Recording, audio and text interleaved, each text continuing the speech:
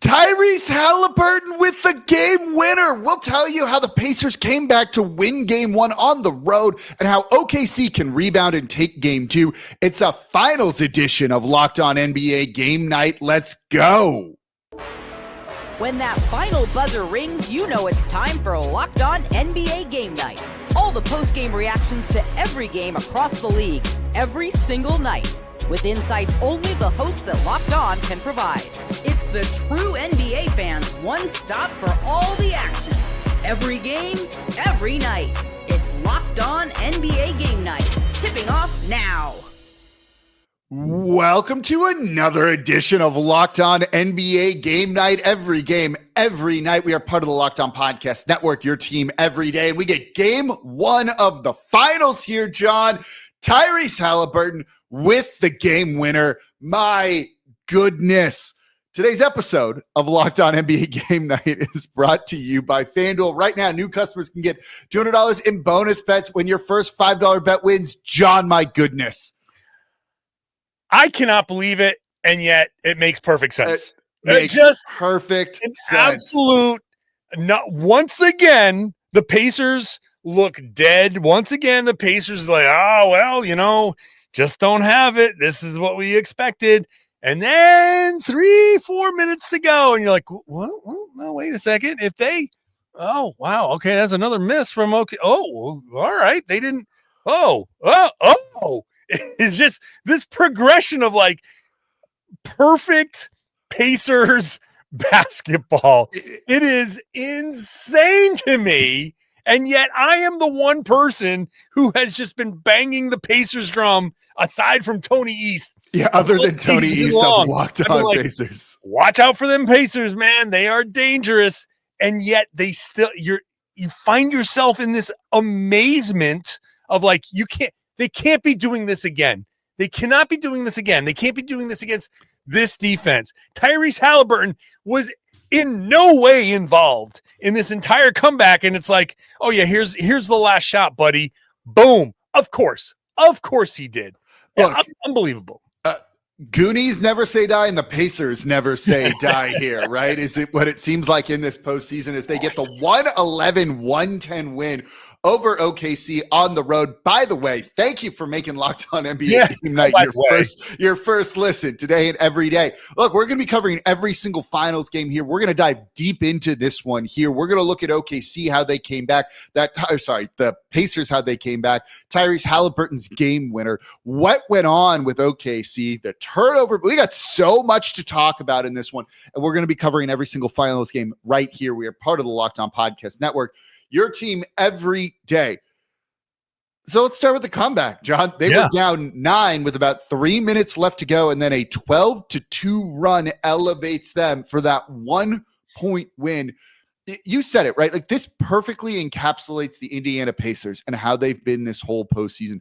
They make you work until the bitter end, till 0.3 left on the clock. They just never give up. There were multiple times in this when they were down double digits and started to make a run, and OKC just landed another punch to keep them at bay. And I'm here on my couch watching this game going, yeah, they're just not going to be able to get over this hump. The Pacers are done. And I had to check myself and be like, hold on. Like, have you seen what they've done all postseason? You can't give up on this Pacers team. And they just had the right guys get hot, it felt like, at key times. You had Obi Toppin go 5 for 8 from 3 off of the bench, right? Miles Turner, who hadn't hit a 3, starts getting warm a little bit late in the game. And then all of a sudden, as time's basically running out, Tyrese Halliburton, John, when he went up to take that game-winning shot, did you think there was any chance he was going to miss? Never a doubt. Never a doubt. As soon as he got the ball in the half court, I was like, okay, here we go. Of course. But this is what I'm saying. He wasn't involved. Like, he occupied Lou Dort, which was his level of involvement. OKC didn't want Halliburton to beat them. And so he just said, okay, no problem. This is the power of the Pacers, where you said, okay, you know what? We're just going to run Andrew Nembhard pick and rolls, and he's going to go and draw fouls and get that step back 3-pointer. He's the one that's going to run things. And Pascal Siakam is going to be that calming force. I think Siakam not only was huge in the fourth quarter, I think he was huge in the first quarter when it felt very clearly at the beginning, the first quarter, first half, that the Pacers came out and were, I don't know, maybe a little rattled by the moment. And Siakam was there as like, hey, man, I've been here before. I get it. He's the type of player that OKC does have trouble, that long wing. And so he was settling them down. And then down the stretch, he hits that crazy putback layup. He gets to the line. And I think OKC just, they got tight. They weren't shooting well the whole game, which is part of why this was hanging around at 12 rather than 22 or 30. This should have been, let's be clear, should have been a 30-point game, and it never got up that high. It got up as high as, 15? And that's the worst thing you can do as OKC. The worst thing you can do is give the Pacers life, because I'm sitting there the whole game thinking, like, we haven't seen that Pacers run yet. We haven't seen the Pacers get hot yet. We haven't seen, and then if you know it's going to happen once, and if it hasn't happened yet until halfway through the fourth quarter, you're like, oh boy. And then OKC just got a little tight. They didn't know how to finish this out. It was really kind of a fun. You watch one team start loose and then get tight, and one team start tight and get loose, and it just. One team had a lead for 47 minutes, 59.7 seconds, and then the other team had a lead for the other 0.3. It's just incredible, really. Like if you didn't watch this game, and I'm sorry if you didn't because it was awesome, and you just look at the box score of this, you're like, you'd be looking at this going, how the heck did the Indiana Pacers win this game? The Oklahoma City Thunder took 16 more shots than them. The Pacers turned the ball over 24 times. OKC just 6. It's wild. It's what you said there, right? Like, it should have been a 30-point game at times, and it just wasn't. But just 5 turnovers in the second half. They got better. They were rough in the first. Absolutely. First half, yeah. But this is where the cold shooting came in. The Pacers turned the ball over. What was it in the first half? 20 times. It was 19 or 20. 20. 9 points off those turnovers. Now, of course, the Thunder in the first half took 19 more shots, but they only had 5 more makes. That's where this game was lost. This game was not lost in that run down the stretch. This game was lost in the first half, where OKC shot 37% and just under. Well, I'm going to leave the 3-point shooting out of this. They shot 37% overall and missed a ton of layups. You didn't get anything really from Jalen Williams in the first half. You got basically very little outside of Shai Gilgeous-Alexander, and he was 8 of 18. This is all first half. This is where the Thunder didn't take advantage of sloppy, tight, kind of panicky Pacers, where if they had just shot normally, this wouldn't have been a 12-point lead at the half. It would have been a 20-something point lead at the half, and it would have been an entirely different dynamic. So we're all focusing on the comeback for very good reason. For very good reason. But this game was not lost in the last 3 minutes. It was lost in the first half when the Thunder didn't take advantage of the Pacers just soiling themselves. And after halftime, Indy settled down, and the Thunder never really were able to pull away. The ultimate way they settled down, that leads into what I wanted to talk about here next, because one of my favorite parts of this, particularly the Halliburton game winner, was they didn't call a timeout. They could have set a play, and you have Rick Carlisle just trusting his players to just go out and execute, and I love that so much. Most coaches, not all, but most would call a timeout, try to inbound it and do that. And here it was like, no, we're kind of semi in transition because the Pacers play fast and run. And clearly it worked out. And I loved that decision. Yes. 100% yes. Trust your guys. Trust your players. And you can see that flowing through them when you have the trust of the coach like that. When I love my Locked On Celtics listeners who are crossing over and listening here, because Joe Mazzulla got killed for not calling a timeout. Yeah. I remember that. If Halliburton would have missed, people would have been killing Carlisle for not calling a timeout. It's how it goes. You know what? It's exactly how it goes. That's how it goes. But you got to trust the process of the Thunder.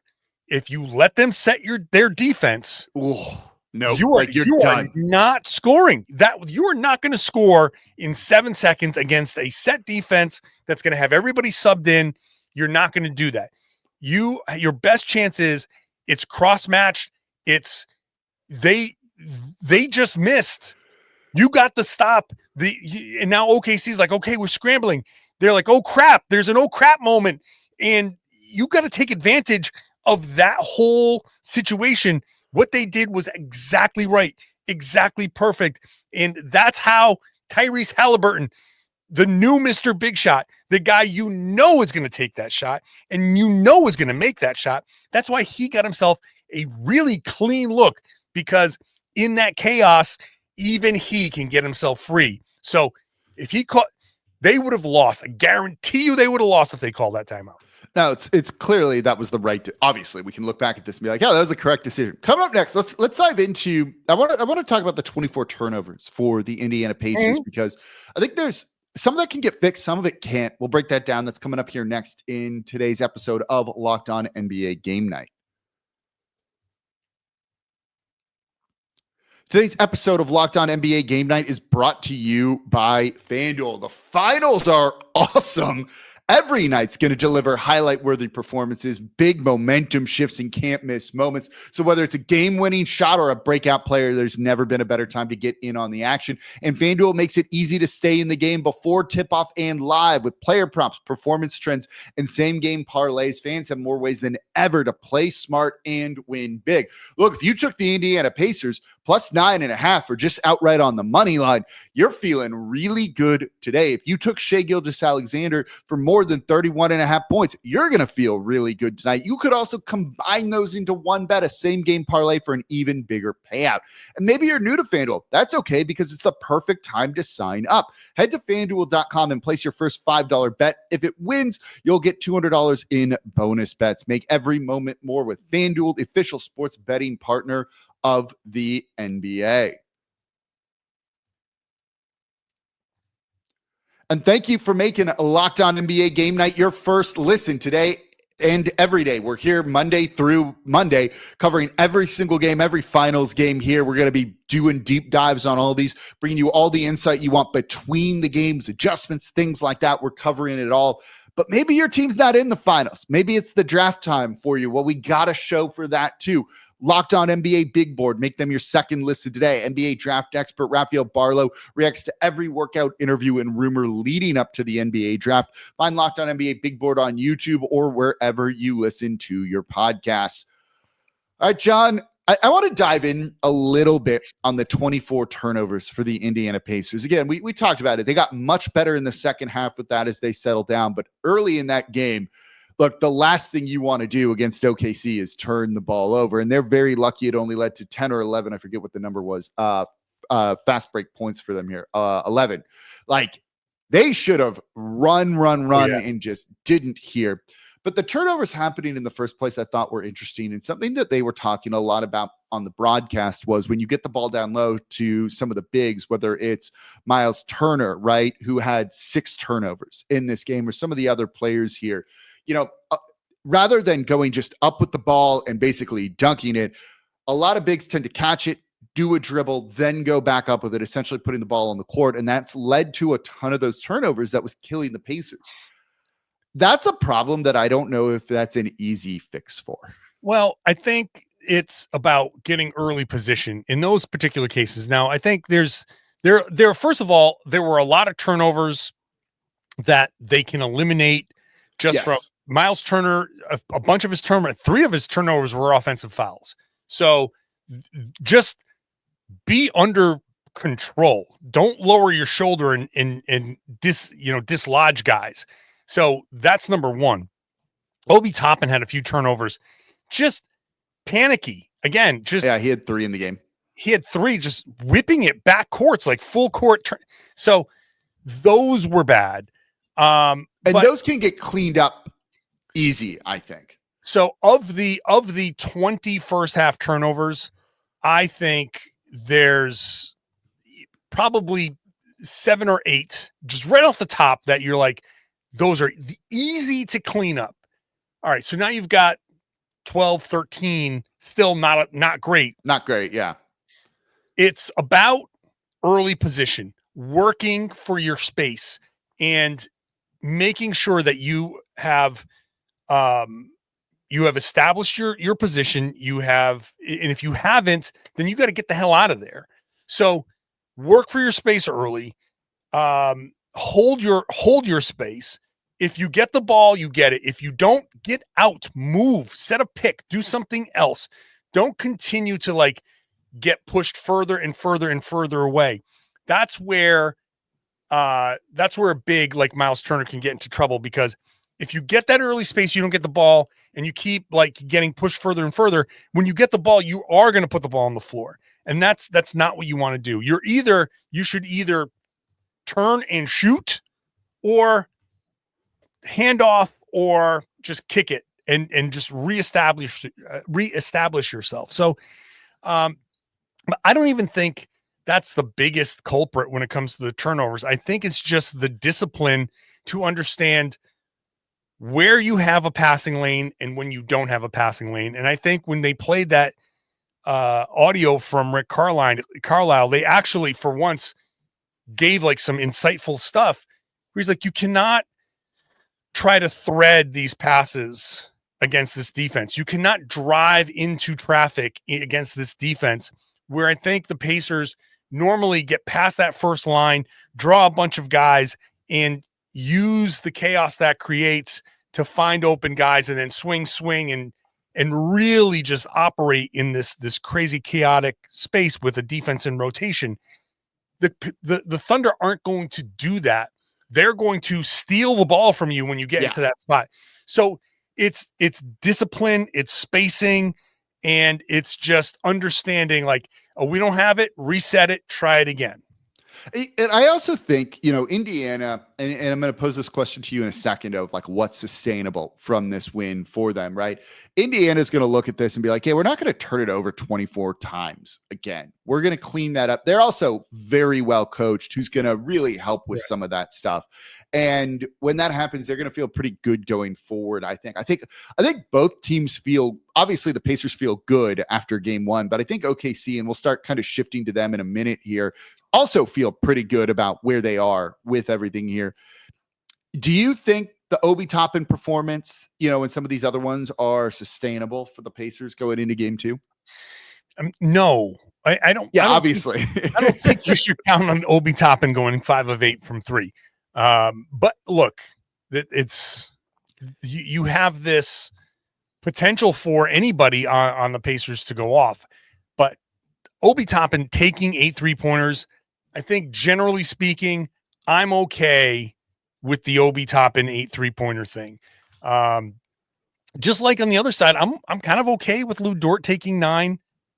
He's not going to go 5 of 9 every night either. So, but from the Pacers side, I would not fall in love with that shot. So I think OKC has to take the approach of, we got burned a little bit here by some hot shooting. 18 of 39 from 3, 46%. It's a little above average, and you don't expect Obi to go crazy like that all the time. You live with the loss. The Thunder have lost the game 1 at home before in this playoffs. So it's not a big deal. It's not ideal, but it's not a big deal. Just trust your defense. And I mean, if you lose a series because Obi Toppin shoots 60%, 70% from 3 on high volume, you just shrug and you're like, whatever. You're like, well, damn, it's not our time to win the NBA Finals. Like that, you cannot overreact. You have to react. You can't give him dare shots. No, but it's process over results is what you're trying to say here, right? Exactly. Stick to your game plan, and over a series, you hope it's going to end up coming out.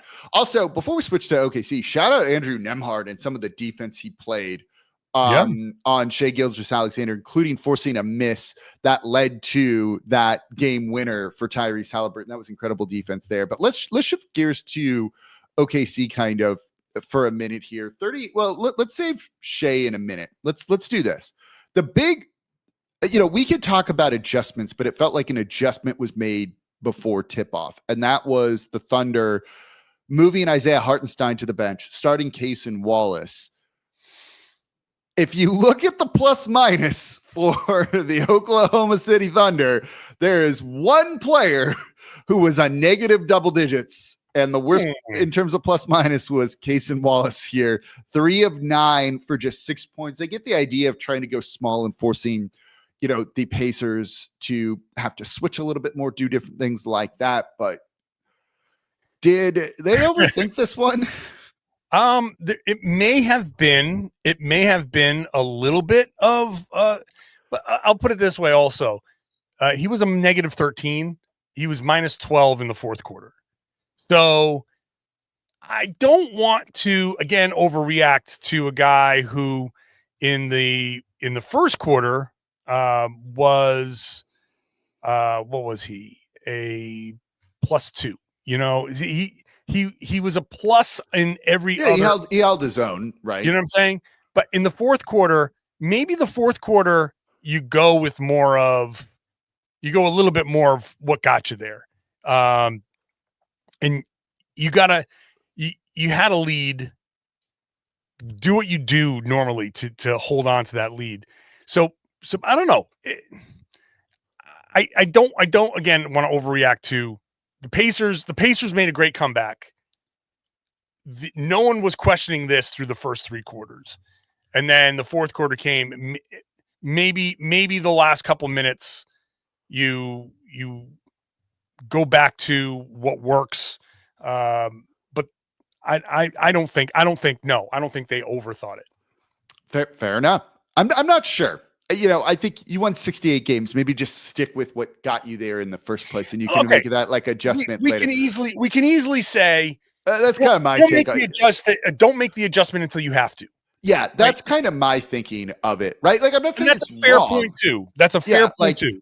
Again, you kind of just talked about like process over results, right? Like stick with the process of what got you there, and they deviated from it. Also helps. Look, if they win the game, we don't mention this, right? That's right. So much of this is we talk process over results, but the results kind of dictate everything too.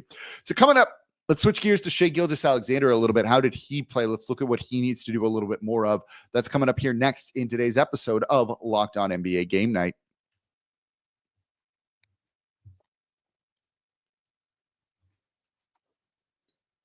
And thank you for making the Locked On NBA Game Night your first listen today and every single day. We are part of the Locked On Podcast Network, your team every day, covering every single game in the NBA Finals, deep dives like this.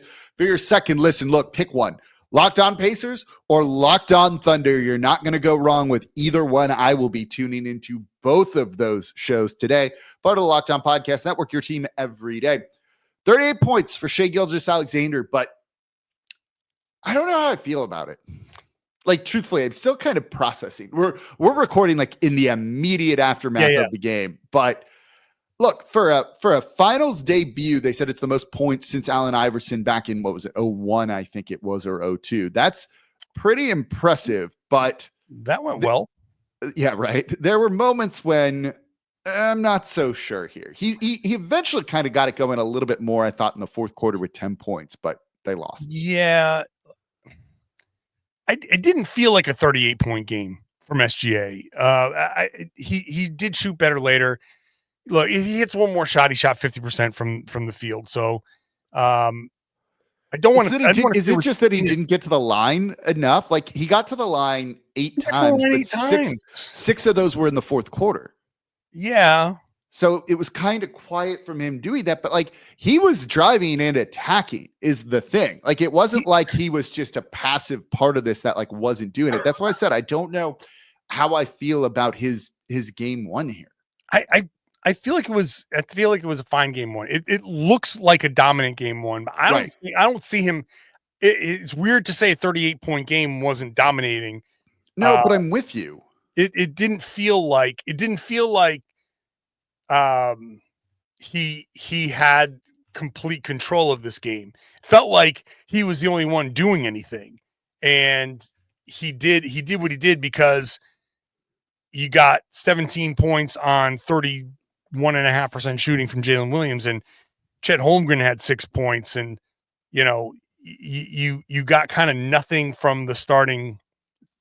Well, I shouldn't say nothing. Lou Dort hit 5 of 9 from 3, but like you weren't getting your normal offensive production, and so I don't know. Like I Shai Gilgeous-Alexander had a good game, but at no point did I feel like at halftime Stephen A. Smith was, they have no answer for Shai Gilgeous-Alexander. I'm like, really? I didn't feel like that was the case. It felt like he had an inefficient first half, a lot of mid-range stuff. That's what he does too. Yeah, but like he was missing at the rim. He obviously had a good game. It's hard to, I feel weird saying like 38 points, 5 rebounds, 3 assists is like, but it wasn't as dominant as the 38 points would indicate. My bigger problem is that Jalen Williams, once again, did not give them what you would expect him to give them, and especially in the first half, right, where he had 7 points and was 2 of 7. Like J-Dub was 2 of 7 for 7 points in the first half. As you talked about earlier, right? Like they should have blown the doors off of the Pacers early on. Shai had 19 at half. It was the supporting cast. It felt like just you needed like 10 to 20% more from each one of those guys. And this is an entirely different conversation. And we know they're capable of giving that like just a little bit more here. Yeah, that's all it is. It's Holmgren 1 of 6 in the first half. And, only one of them was from 3. Yes, Cason Wallace 0 of 3 in the first half. A net, 0 plus minus in a half where they were up 12. So you do need something from that position. Jalen Williams, like you need that. The supporting cast has to be there to support Shai Gilgeous-Alexander. To me, it just comes down to you have to make the shots.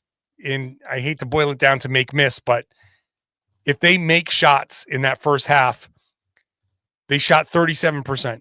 You shoot a normal percentage, even like 44, you hit 7% more of your shots, you're up by 20. So that's where, again, that's where they ended up losing this game. And we talk about what's sustainable for that next game. I would expect the Thunder, Indiana won't turn the ball over quite as much, but I expect the Thunder to force more of those live ball turnovers. I still think the Pacers can be a little sloppy, and that's where these other guys are going to start piling up their points. That's where the supporting cast is going to start getting hot. So I don't think there's a ton to adjust to. Pacers played great. They had a bunch of guys. They're like 6 guys in double figures is perfect Pacers basketball. The Thunder need to get a little bit more evenly distributed scoring. A lot of that's going to come off of turnovers. I expect their defense to be just as good or better. So I don't think there's much to adjust to for the Thunder, except for maybe you go back to your original starting 5 and you just. I was about to ask you if you think they're going to go back and put Hartenstein back in the starting lineup, or if they're going to keep Wallace in there. I would go back to Hartenstein. And look, I understand the thought process, but I would go back to what worked and just. Well, you wonder if like someone else in the starting lineup throws those other players off, right? Like those guys have developed chemistry to, there's chemistry no matter what, but I don't know. It just seemed like I said, I think that's getting a little too cutesy before game 1 of the finals. Sure. With like, I don't know, you can make that adjustment in game 2 and then it's probably fine. But I don't think that's the reason they won or lost this game. No, I think a lot's going to be made of it though. Sure. I just listen, it just comes back down to when those points, 25 points, 11 points off of 25 turnovers is you gotta be so much better than that. Yeah. 25 turnovers is horrible. 11 points off of those turnovers is almost as unforgivable. So you end up with how do you turn a team over 25 times and have 14 steals and only have 11 fast break points to Indiana's 10. That's it. That is it. That's the end of the analysis for me. Like if you force the turnovers, which Indiana will turn the ball over, you have to cash those in. You have to cash those in. You're the Thunder. That's what you do. So the fact that they didn't is a problem, and they have to do that.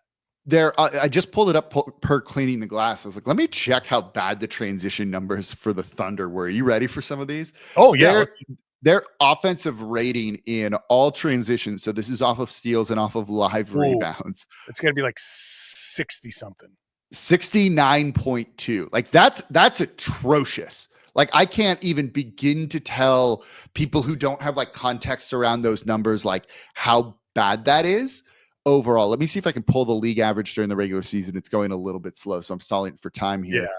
60 points per 100 possessions in transition is exceptionally bad. You give a team 100 fast break possessions and you only score 60 points. The league average in the regular season was 114.8 in transition. The Thunder in the regular season were second best behind Cleveland. They had an offensive rating of 121.6. You're like close to like half almost. Like you just can't do that. You've gotta take advantage of those turnovers. They were in transition, it looks like almost 14% of the time in this game. Right? Like that's not high, but it could be higher. They just weren't getting into transition opportunities off of live rebounds. Off of steals, it was about 80% of the time, and they just did not convert. You can't do that. It's as simple as that. The Pacers gave Oklahoma the opportunities. The Thunder did not cash in on those. If you play this game 100 times, I would say 90 times you're going to get OKC cashing in. This is one of the 10 times where they didn't. Happen to be game 1 of the NBA Finals. So we'll see what game 2 brings. I expect better from a couple of the Pacers. I do not expect Obi Toppin to be, Steph Curry in this. So it's going to be interesting to see how that goes. I thought one of the key things that the Pacers did, just to throw in one extra thing as we were getting ready to wrap up, I thought the Thunder did a great job offensive rebounding early in the game, and I thought that kind of went away in the second half. The Thunder, 6 offensive rebounds in the first half, and then second half 4. So it wasn't as noted. It wasn't as big a gap as I thought, but I saw a lot of offensive rebounds. It felt like a lot of second chance opportunities for the Thunder, and that got limited in the second half to me. So they'll probably talk more about it on Locked On NBA Game Night tomorrow, as they'll probably talk adjustments and what needs to happen for game 2, because we got to wrap it up here. So that's going to do it for this episode of Locked On NBA Game Night. A wild game 1. Go check out Locked On Pacers, Locked On Thunder on Fridays. As always, I'm your co-host, Jake Madison, at Nola Jake on Twitter, and the host of the Locked On Pelicans podcast. I'm John Karalis, at John_Karalis on Twitter, host of the Locked On Celtics podcast. We'll see y'all next week.